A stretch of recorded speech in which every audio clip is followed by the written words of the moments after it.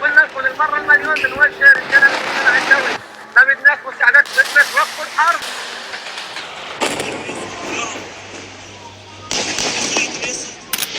7 October 2023 ইসরায়েলে rocket হামলা করে হামাস।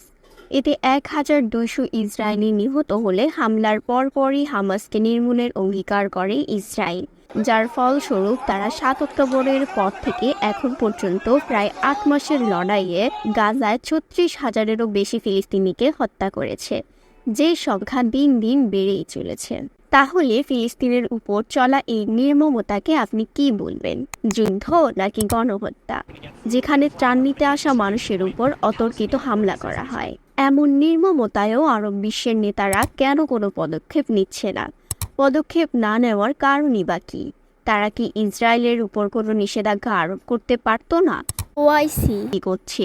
এই সব প্রশ্নের উত্তর দেওয়ার চেষ্টা করব আজকের ভিডিওতে। আপনি নিশ্চয়ই রাফায় ফেলা বোমাগুলো দেখেছেন চারিদিকে দাউ দাউ করে আগুন জ্বলছে, দেখেছেন মানুষের নিথর দেহগুলো পড়ে আছে যেন এক মৃত্যু নগরে। 7 অক্টোবরের পর থেকে আজ পর্যন্ত ফিলিস্তিনে চলা গণহত্যায় আপনাকে সবচেয়ে বেশি কষ্ট কি দিয়েছে? আমার মনে হয় তা হলো আরব বিশ্বের শান্ত থাকাটা বা তাদের প্রতিক্রিয়া।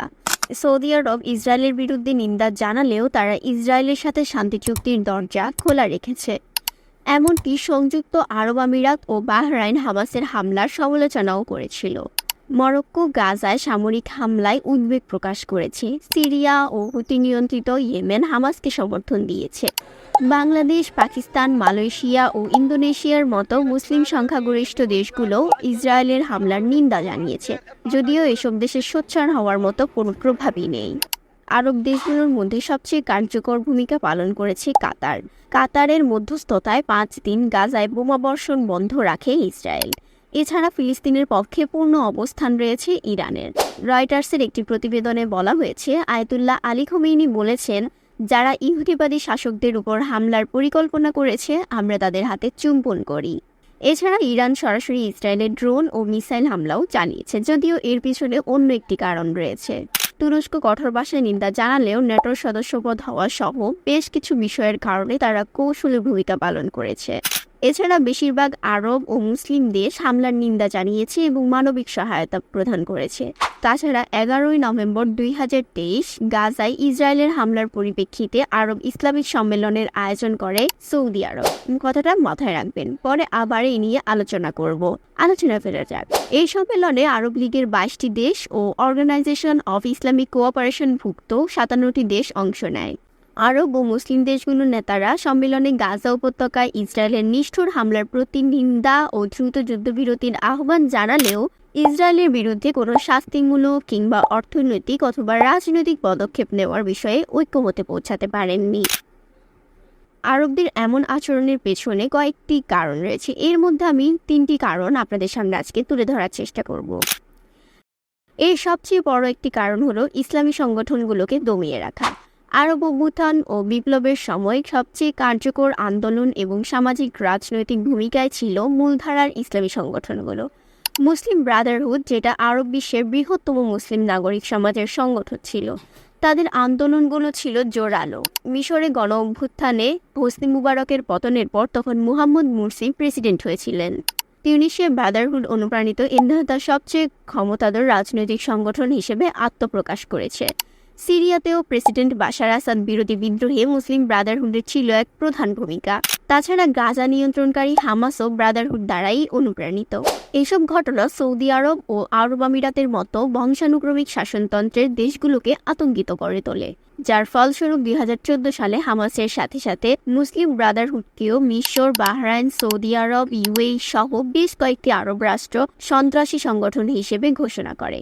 তাদের মতে এসব সংগঠনগুলোর লক্ষ্য হলো আরব বিশ্বের বর্তমান শাসন ব্যবস্থাকে উল্টে দেয়া। এটা সবার কাছে পরিষ্কার যে ইসরায়েলের গণহত্যামূলক কর্মকাণ্ডের বিরুদ্ধে যে কোনো প্রতিবাদ করলে সংশ্লিষ্ট সরকার তাদের কঠোর শাস্তি দেবে। তারা যে কোনো সামাজিক আন্দোলনকে মুছে ফেলতে বদ্ধপরিকর।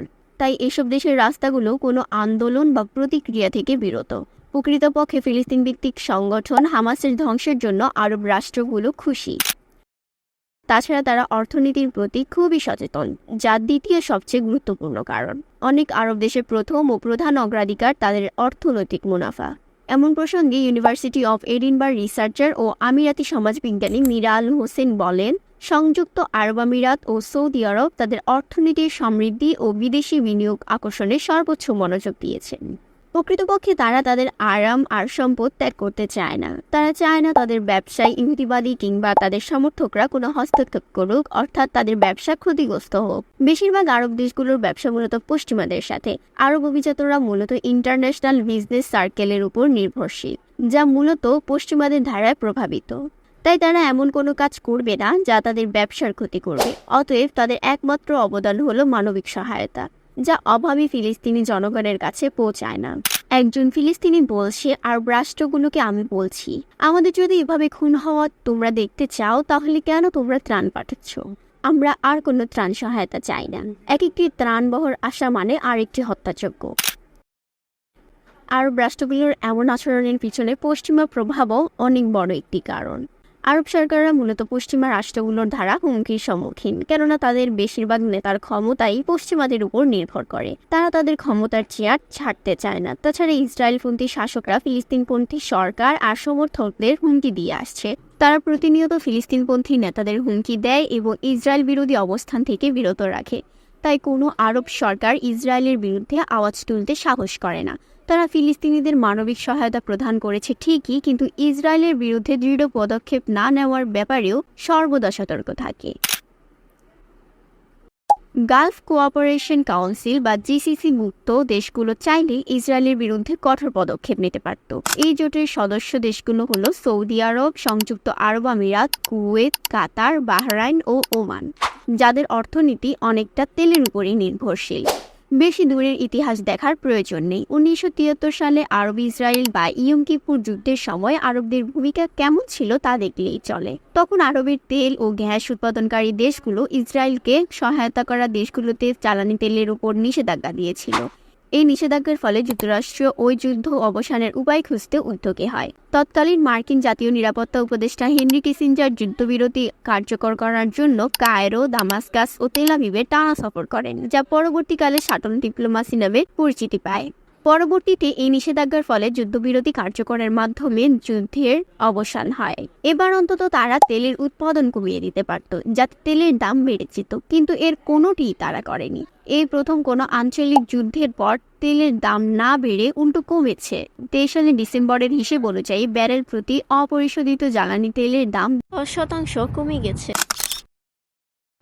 আগেই বলেছিলাম 11ই নভেম্বর 2023-এর আরব ইসলামিক সম্মেলনের কথা মাথায় রাখবেন। বার্তা সংস্থা এএফপি এর এক প্রতিবেদনে বলা হয়, এই সম্মেলনে ইরান, সিরিয়া, লেবানন, আলজেরিয়া সহ কয়েকটি দেশ ইসরায়েল ও তার মিত্র দেশগুলোতে তেল রপ্তানি বন্ধ করার প্রস্তাব করেছিল এবং আরব লীগভুক্ত দেশগুলোকে ইসরায়েলের সঙ্গে কূটনৈতিক ও অর্থনৈতিক সম্পর্ক ছিন্ন করার প্রস্তাব দিয়েছিল। কিন্তু সংযুক্ত আরব আমিরাত ও বাহরাইন এই প্রস্তাব নাকচ করে দেয়। এই প্রস্তাবে একমাত্র লিবিয়াই সাড়া দিয়েছিল। দেশটির কাউন্সিল অফ স্টেট ইসরায়েল ও তার মিত্রদের সাথে সম্পর্ক ছিন্ন করার ঘোষণা দেয় এবং এসব দেশে তেল সরবরাহ না করার হুমকিও দেয়। অর্গানাইজেশন অফ ইসলামিক কোঅপারেশন অর্থাৎ ওআইসি ফিলিস্তিনের উপর চলা গণহত্যার বিরুদ্ধে একমাত্র নিন্দা জানানো ছাড়া শক্ত কোনো অবস্থান নেয়নি। হামাস 2023 সালের 7 অক্টোবর ইসরায়েলে রকেট হামলা করলে সে সময় ইসরায়েল দাবি করেছিল হামাস সেদিন ইসরায়েলে গণহত্যা চালিয়েছে, তারা নারীদের ধর্ষণ করেছে এবং শিশুদেরকেও হত্যা করেছে। আল জাজিরার আই ইউনিটের অনুসন্ধানে দেখা গেছে হামাসের বিরুদ্ধে মানবাধিকার লঙ্ঘন সহ বিভিন্ন অভিযোগের বেশিরভাগই মিথ্যা। যেমন তারা দাবি করেছিল 7 অক্টোবর কিবুতুস বেরির একটি বাড়িতে 8 শিশুর দগ্ধ মরদেহ পাওয়া যায়। আই ইউনিটের বিশ্লেষণে দেখা গেছে ভিন্ন চিত্র।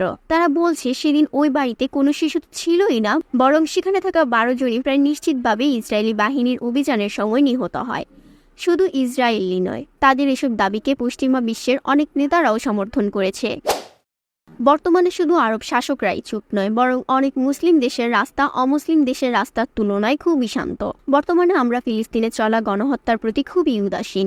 যখন আমাদের সামনে ফিলিস্তিনে চলা গণহত্যার কোনো ভিডিও এসে পড়ে, তখন আমরা ফেসবুকে সেটা শেয়ার করে দিই এবং ক্যাপশনে হালকা শোক প্রকাশ করি। অথবা চায়ের দোকানের কিংবা বাসার টেলিভিশনের খবরে যদি ফিলিস্তিনের কথা বলা হয়, তখন চায়ের কাপে ঝড় তুলি। এখন আর আমরা রাস্তায় নেমে জোরালো প্রতিবাদ করি না। সব মিলিয়ে ইহুদিবাদী রাষ্ট্র ও তার সমর্থকদের বিরুদ্ধে দৃঢ় পদক্ষেপ নিতে নারাজ আরব সরকার এবং নাগরিকরা। তারা সামাজিকভাবে এবং অর্থনৈতিকভাবে দুর্বল। তাছাড়া রাজনৈতিকভাবে ইসরায়েলের নৃশংসতার বিরুদ্ধে কার্যকর ব্যবস্থা নিতে তারা অন্যদের উপর নির্ভরশীল। তবে এই নীরবতা চিরকাল স্থায়ী হবে না। ফল্ট লাইনে জমে থাকা শক্তি একদিন বিস্ফোরণ ঘটাবেই, তা আজ হোক বা কাল।